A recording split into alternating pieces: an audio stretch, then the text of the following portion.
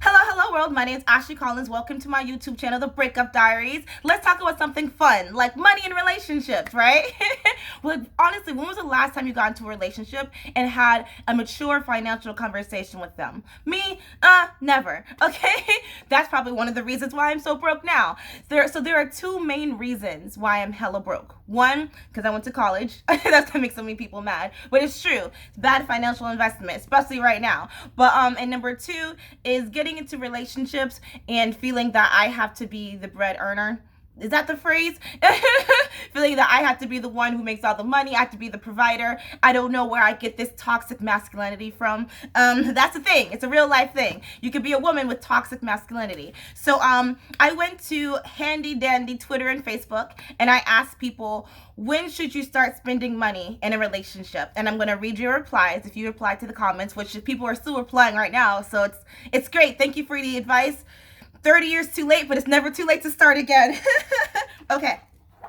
So, I've been using stickies on my pages so I can find things easier. Why haven't I done that years ago? I don't know. Why haven't I done a lot years ago? Okay. So, when to spend money in relationships. Dates, tiny gifts, going Dutch doesn't count when it comes to spending money in relationship. Okay. So, we're going to go to the story time a little later. Okay. You're not allowed to unless the man volunteers to do it before sex has happened. Women should never have to pay for a man's bills, especially a man she's not committed to. Someone said we set ourselves up for failure. Oh no, I wrote that down. Okay, that's a comment for a little later in the video. At least 6 months, because the person who offers is definitely under the impression that they are committed to a long-term thing. Something over $100 or more, someone will pay me back, or I'm confident in investing in our relationship or in our future. What else? Someone said at least 2 months. Someone else said immediately. We're going to talk about that in a second. Whenever you feel comfortable, whenever they show the same interest, when I see something, I want to give it to them. We're going to talk about that. When you expect nothing in return, that's a big one. That's a huge light bulb, obviously. It's not when, it's why are you spending money on the individual? Intent, I love that reply. Once the two of you have decided to date exclusively, then and only then is it okay to purchase gifts for each other. Nothing personal that would represent a deep, heartfelt emotion about the person. And that one was given by Dr. Troy Watson. Look her up. Like I said, Dr. Troy Watson. And another piece of advice was given from the author Bob Dixon. Think of it less that you're spending money, because money will always come back to you, right? You can always, some mindset that I have is money comes to me easily, frequently, and abundantly.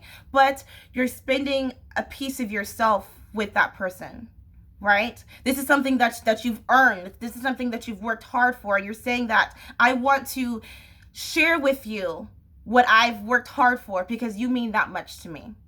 Okay? So a little bit of story time. With my most recent ex, we didn't talk about money often at all, other than with his ex, there was always a lot of secrets about she was hiding money from him, and like they were always consistently broke. And I was like, okay, I don't want to be a mirror of that relationship, right? I was always trying to be very transparent. I gave him the passwords to my account. I would say out loud how much money I made that day, because I was also waitressing. And that should have been a red flag to me, that he was always broke, because he didn't have a very healthy relationship with money. I'm just beating around the bush. I should just fucking say it. I spent a lot. I spent a lot on him, and he wasn't working for a while.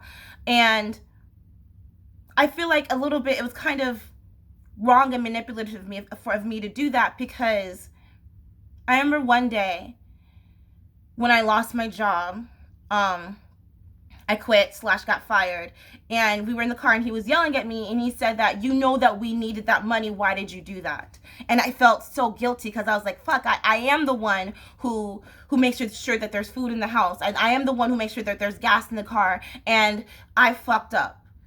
And I feel so stupid for even feeling that guilty, but so yeah, I took it. I put it up. Always in relationships. I always put it upon myself to make sure that I make as much money as I can. That way, we are both taken care of, which is financially toxic, which is a real life thing. Google that. Look that up.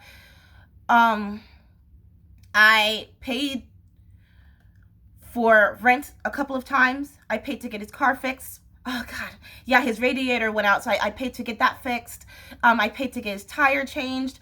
As you may or may not know, when we moved back into my mom's house, and I wasn't working during the quarantine, but I still tried every way I can to hustle and make money in order to make sure that he was taken care of, And to me, it was my relationship with money and relationships is I don't feel good enough about myself, confident enough about myself that I am good enough to stay with. So I try to compensate that by saying, here, I can provide for you financially. And if I can provide for you financially, will you stay? Which is not good, That's hard to say out loud. Sorry. Sorry.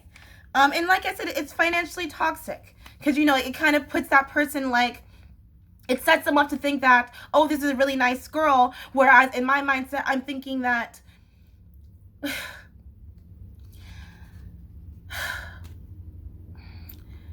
my mindset is we're going to be together for a long period of time, for more than a year, right? We're going to be together forever. So it doesn't matter if I spend X amount of dollars on you, because to me, the bargaining chip is you'll stay with me, which is not good.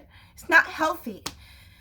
A long time ago, I feel like I have to always give a lot of context, but I was dating this guy in college, and I would take out credit cards in my name to pay his rent.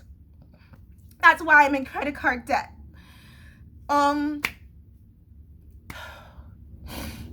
So yeah, some advice for, God, I don't want to talk anymore right now. Some advice for you and your financial relationship.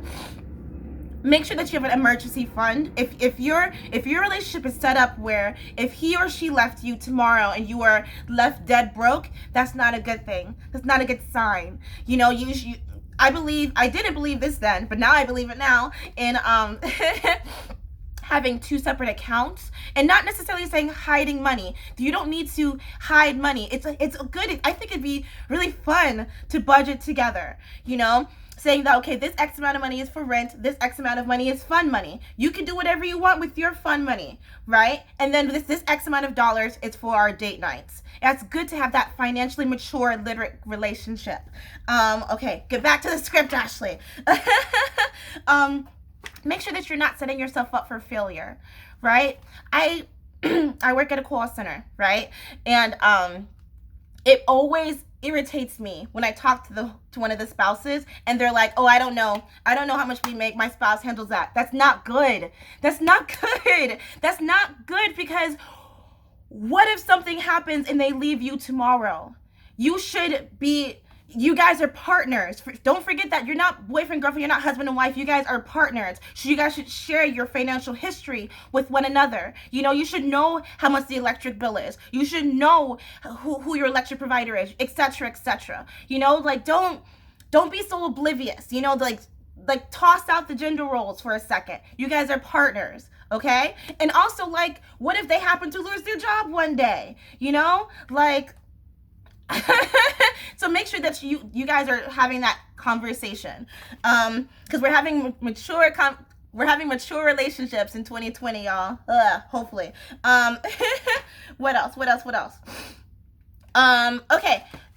When you're first dating, a good conversation to have is, how was money dealt with in your family? And that will do a deep dive into their relationship with money, because we are a product of our environment. I always say that how I was raised was, number one, the phrase "we can't afford it" was always said, so that's something that I've been trying to fix myself. I can't afford it, but I don't want to spend the money on that. Something else that with my family, which I think is very common in the Black household, is we can't afford food, but we'll go and spend money on an Easter dress.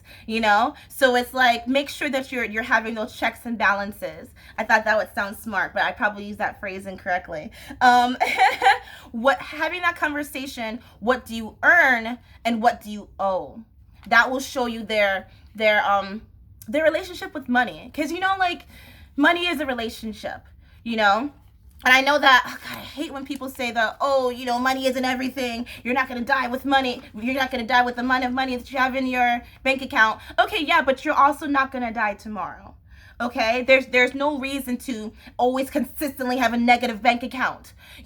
That's not good. That's not good. Like, your relationship with money is your relationship.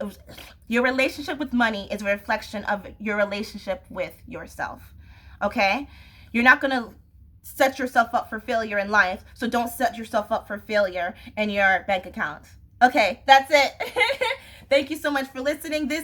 Forgive the tears, but this feels good. I need to talk about this and I need to confront it because, I guess not only do I have toxic masculinity, but I'm also financially toxic with myself.